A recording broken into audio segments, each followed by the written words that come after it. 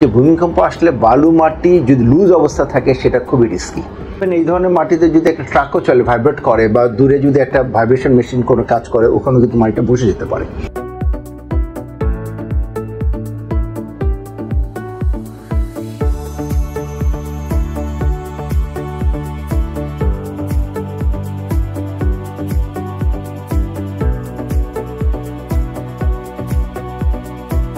ভূমিকম্পের সাথে এগুলো একটা ডাইরেক্ট রিলেশন আছে।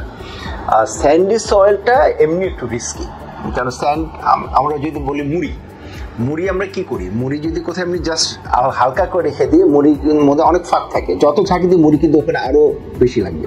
বালু মাটিটা তেমনি, বালু যদি আমরা কোথাও হালকা করে রেখে দিই একটা ভলিউম দখল করবে, কিন্তু ভিতরে অনেক ফাঁক থাকবে, যখন ওটা ঝাঁকুনি নিয়ে বালুটা বসে যাবে। তো ভূমিকম্পের সাথে আপনি যেহেতু বলছেন, ভূমিকম্পের সাথে বালুর ব্যাপারটা অনেকটা ওরকমই, যে ভূমিকম্প আসলে বালু মাটি যদি লুজ অবস্থা থাকে সেটা খুবই রিস্কি।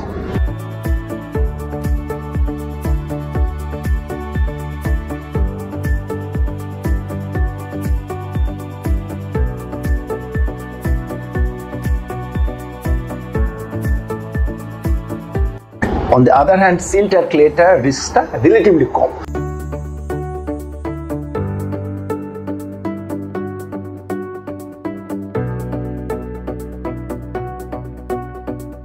সয়েলকে যখন আমরা কোনো জায়গায় মাটি পরীক্ষা করতে যাবো, কোনো একটা বিল্ডিং তৈরি করতে যাবো, মাটি পরীক্ষা করে যদি আমরা প্রথমে দেখি যদি সয়েলটা স্যান্ড, আবার মিক্সও থাকতে পারে লেয়ার ওয়ান, যে কোথাও যদি লুজ স্যান্ড পাই আমরা, অথবা মিডিয়াম ডেন্স স্যান্ড পাই, তাহলে আমাদের বুঝতে হবে যে মাটিটার অবস্থা খুব খারাপ।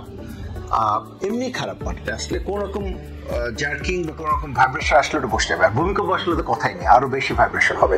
বাট ইভেন এই ধরনের মাটিতে যদি একটা ট্রাকও চলে, ভাইব্রেট করে, বা দূরে যদি একটা ভাইব্রেশন মেশিন কোনো কাজ করে, ওখানে কিন্তু মাটিটা বসে যেতে পারে। আর on the other hand, fine grain সয়েলের ক্ষেত্রে সফট বা মিডিয়াম স্টিফ যদি হয়, তখন ওই একই ব্যাপার, তখন গাড়ি চললে বা ভূমিকম্প হলে কিছু অসুবিধা নেই, বাট তার নিজস্ব ক্যাপাসিটি থাকবে না। অর্থাৎ সফট ক্লেতে যেরকম আমরা রিসেন্টলি এরকম একটা প্রজেক্ট পেয়েছে, যে একদম সমুদ্রের ধারে যে একদম ভেরি সফট ক্লে, তো সফট ক্লেতে দেখা যাচ্ছে কোনো বিল্ডিং তৈরি করা যাচ্ছে না।